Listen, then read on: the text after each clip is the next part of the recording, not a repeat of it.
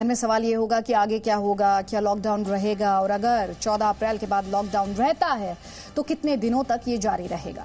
सवाल ये भी है कि इसका स्वरूप क्या होगा, किस तरह से इसे लागू किया जाएगा, क्योंकि देश को कोरोना से भी बचाना है और अर्थव्यवस्था का जो पहिया है उसे भी चलाना है। संकेतों की भाषा समझे तो लॉकडाउन पर फैसला हो चुका है, महज ऐलान बाकी है और इसी ऐलान में यकीन मानिए अगले लॉकडाउन के रोड मैप की संपूर्ण जानकारी आपको मिल जाएगी।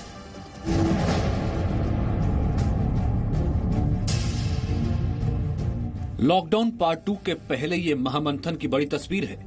शनिवार को लगातार 4 घंटे तक देश के प्रधानमंत्री, गृहमंत्री, टॉप लेवल के अधिकारी और सभी राज्यों के मुख्यमंत्री इस बात पर माथापच्ची कर रहे हैं कि लॉकडाउन पार्ट 2 करना है या नहीं करना है, और करना है तो कितना करना है।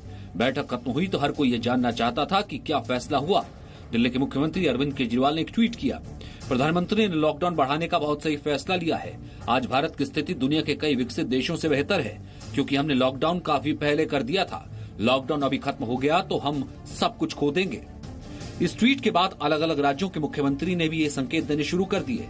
कोरोना के कहर से सबसे ज्यादा प्रभावित महाराष्ट्र के मुख्यमंत्री उद्धव ठाकरे ने तो 30 अप्रैल तक लॉकडाउन बढ़ाने का ऐलान कर दिया। साखळी त्याला चेन म्हणतात, मी साखळी म्हणतो आणि आपलं धैर्य आहे आणि मग पुढे काय करायचं। 14 नंतर 30 एप्रिल पर्यंत हा लॉकडाउन राहील। कर्नाटक के मुख्यमंत्री BS येदियुरप्पा ने भी लॉकडाउन बढ़ाने के संकेत दिए और औपचारिक ऐलान का इंतजार करने के लिए कहा। प्राइम मिनिस्टर टोल्ड अस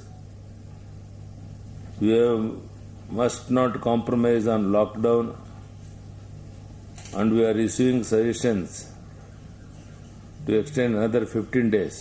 दरअसल मुख्यमंत्रियों के साथ बैठक में प्रधानमंत्री नरेंद्र मोदी ने कहा, जान है तो जहान है।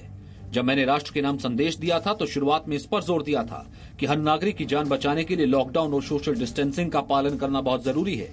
देश के ज्यादातर लोगों ने इस बात को समझा और घरों में रहकर दायित्व निभाया। अब भारत के उज्जवल भविष्य के लिए, समृद्ध और स्वस्थ भारत के लिए जान भी जहान भी दोनों पहलुओं पर ध्यान देना जरूरी है।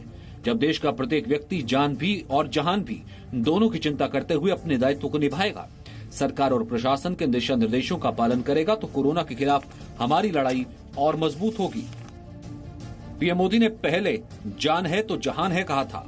इस बार पीएम मोदी ने जान भी जहान भी कहा। साफ है लॉकडाउन बढ़ेगा, लेकिन इसका क्या स्वरूप होगा, इसका ऐलान बाकी है।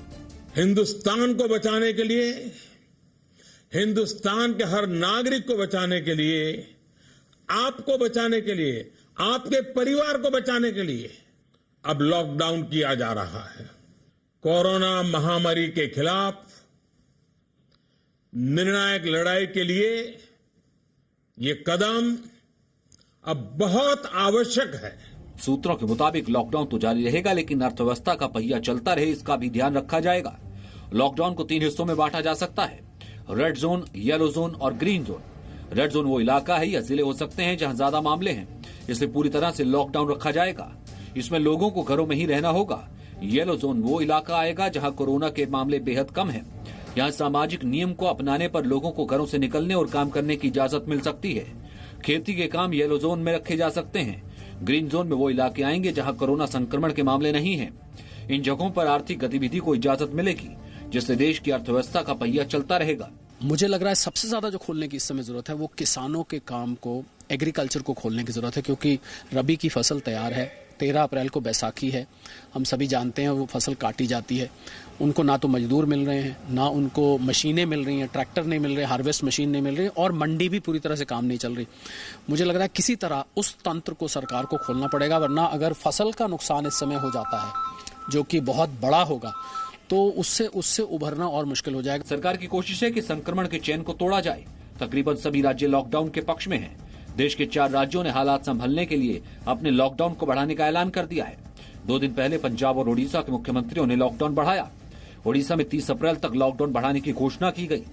पंजाब में 1 मई तक लॉकडाउन बढ़ाने का ऐलान किया गया और अब पश्चिम बंगाल और महाराष्ट्र की सरकारों ने भी 30 अप्रैल तक लॉकडाउन बढ़ाने का फैसला किया है। इन सब के बीच अच्छी खबर यह है कि भारत में अभी तक जो भी संक्रमण के मामले सामने आए हैं उसमें 80% से ज्यादा मामले माइल्ड संक्रमण के हैं और 20% मामलों में ही क्रिटिकल ट्रीटमेंट की जरूरत है। क्रिटिकल ट्रीटमेंट से मतलब यह है कि ऐसे हालात में मरीज को वेंटिलेटर और ICU में रखने की जरूरत होती है। अराउंड 80% केसेस जो कि माइल्ड और एसिम्टोमेटिक होते हैं, पॉजिटिव हैं लेकिन माइल्ड और एसिम्टोमेटिक हैं, उनको हम कोविड केयर सेंटर्स के द्वारा ट्रीट करते हैं। इसके साथ ही जो हमारे मॉडरेट क्लिनिकल सिम्टम्स हैं, जिनको फर्दर एडिशनल उसकी जरूरत है कि उसको ट्रीटमेंट मिले, उनको हम कोविड हेल्थ केयर सेंटर्स, जहां पर कि डॉक्टर्स के साथ साथ ऑक्सीजन सपोर्ट की भी अवेलेबिलिटी हो, उसको हम इंश्योर करते हैं। इस बीच सरकार इस कोशिश में है कि मामले ज्यादा बढ़ें, उससे पहले ज्यादा से ज्यादा कोरोना अस्पताल तैयार कर लिए जाएं, जिससे भारत कोरोना को हरा पाए। ब्रह्म प्रकाश दुबे, जी मीडिया। चलिए अब आपको जल्दी से हम ये बताते हैं कि पश्चिम बंगाल और दिल्ली के अलावा वो और कौन कौन से राज्य रहे जिन्होंने प्रधानमंत्री के साथ वीडियो कॉन्फ्रेंसिंग में लॉकडाउन बढ़ाने के पक्ष में बात कही। तो पंजाब के मुख्यमंत्री कैप्टन अमरिंदर, वो लॉकडाउन बढ़ाने के पक्ष में थे और वहां पर तो बढ़ा भी दिया गया। हरियाणा में मनोहर लाल की सरकार, देखिए सिलसिलेवार तरीके से इंडिया के मैप पर हम आपको दिखा रहे हैं कि कौन कौन से राज्य और उनकी सरकारें। तो जल्दी से बता देती हूँ, राजस्थान में अशोक गहलोत की सरकार, महाराष्ट्र में उद्धव ठाकरे की सरकार, गोवा की बात करें तो प्रमोद सावंत की सरकार, उत्तर प्रदेश आप जानते हैं योगी आदित्यनाथ की सरकार, मध्य प्रदेश में शिवराज सिंह चौहान की सरकार, ओडिशा में नवीन पटनायक, वो पहले ही लॉकडाउन बढ़ा भी चुके हैं, और तेलंगाना में के चंद्रशेखर राव की सरकार लॉकडाउन बढ़ाने के पक्ष में थी। तो डाउन साउथ आप तमिलनाडु को देख रहे हैं, पलनीसामी की सरकार भी लॉकडाउन बढ़ाना चाहती थी। अब सवाल यह भी उठता है, क्या सिर्फ लॉकडाउन से ही देश